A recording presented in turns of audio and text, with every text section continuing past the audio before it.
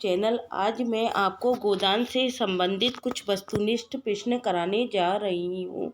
मैंने गोदान से संबंधित वस्तुनिष्ठ क्वेश्चन अपने यूट्यूब चैनल पर करा रखे हैं, जिसके पार्ट 3 तक क्वेश्चन मैंने आपको करा दिए हैं। आज मैं आपको केवल थोड़े ही क्वेश्चन कराने जा रही हूँ, क्योंकि मेरे पास मैटर तैयार नहीं हो पाया है। जैसे ही मेरे पास और मैटर तैयार हो जाएगा तो मैं और क्वेश्चन आपके लिए बना दूंगी। मेरा जो अगला क्वेश्चन है, कुछ ना पूछो दादा यही जी चाहता था कि कहीं जाकर डूब मरूं।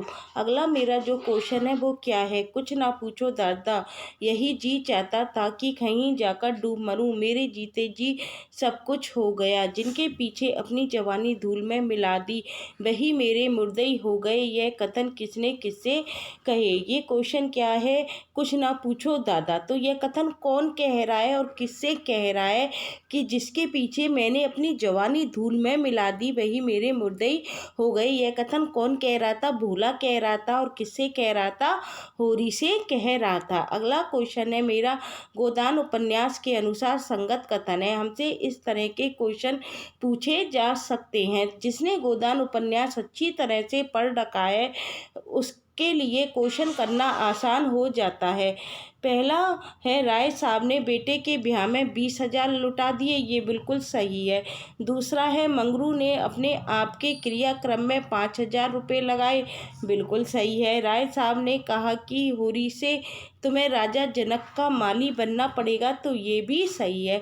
तो इसके अनुसार ये तीनों ऑप्शन है, ये क्या है, संगत कथन है। अगला क्वेश्चन है मेरा, औरत को भगवान सब कुछ दे, औरत को भगवान सब कुछ दे, रूप ना दे नहीं तो वह काबू में नहीं रहती।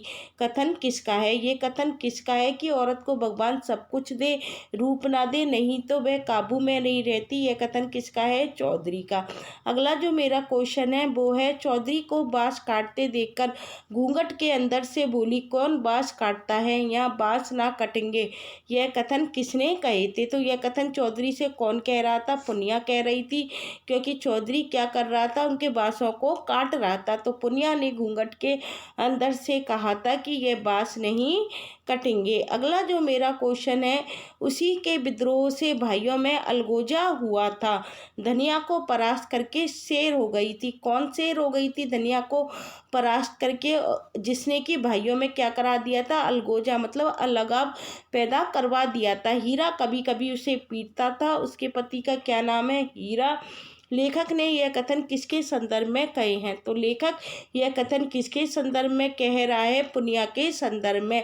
और पुनिया किसकी पत्नी थी, हीरा की पत्नी थी। अगला मेरा क्वेश्चन है, आदमी को क्यों भेज दूं, जो कुछ कहना हो मुझसे कहो ना, मैंने कह दिया मेरे बाँस ना कटेंगे। यह कथन किसने किससे कहे। तो पुनिया थी। वो क्या थी, हर किसी से बहस करने के लिए तैयार रहती थी। जब चौधरी उसके बाँसों को काट रहा था तो चौधरी से वो कह रही थी कि आदमी को क्यों भेज दूं, जो कुछ कहना है मुझसे कहो ना, मैंने कह दिया मेरे बाँस ना कटेंगे। यह कथन किसने किससे कहे थे, पुनिया ने चौधरी से कहे थे। अगला क्वेश्चन है, अब अपना भला चाहते हो चौधरी तो यहाँ से चले जाओ, नहीं तो तुम्हारी लाश उठेगी। यह कथन किसने किससे कहे थे। अब अपना भला चाहते हो चौधरी, जब होरी ये देख रहा था कि चौधरी पुनिया से बहस कर रहा है तो होरी ने चौधरी से कहा था कि यदि अपना भला चाहते हो तो यहाँ से चले जाओ, नहीं तो तुम्हारी क्या उठेगी, लाश उठेगी।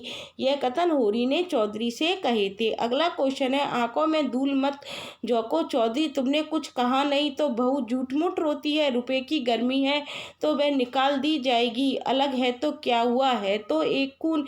यह कथन किसने कहे। जब चौधरी और पुनिया में बहस चल रही थी तो होरी बीच में आ गया और उसने चौधरी से क्या कहा, आंखों में धूल मत झोंको चौधरी, तुमने कुछ कहा नहीं तो बहू क्या झूठ मूठ रो रही है। रुपए की गर्मी है तो वह निकाल दी जाएगी, अलग है तो क्या हुआ, है तो एक ही खून। यह कथन कौन कह रहा है, होरी कह रहा है। और किससे कह रहा है, चौधरी से कह रहा है। आज गाइस मैंने इतने ही क्वेश्चन बनाए हैं गोदान उपन्यास में से। अगले क्वेश्चन मैं आपको अगली वीडियो में प्रोवाइड कराऊंगी। आशा करती हूँ आपको समझ में आ गया होगा। इसके अलावा हिंदी साहित्य इतिहास लेखन की परंपरा चल रही है, उसका मैटर मैंने अभी तैयार नहीं किया है। जैसे ही मैटर तैयार होगा उसकी वीडियो आपको डाल दी जाएगी। आशा करती हूँ आपको समझ में आ रहा होगा। Thank you guys.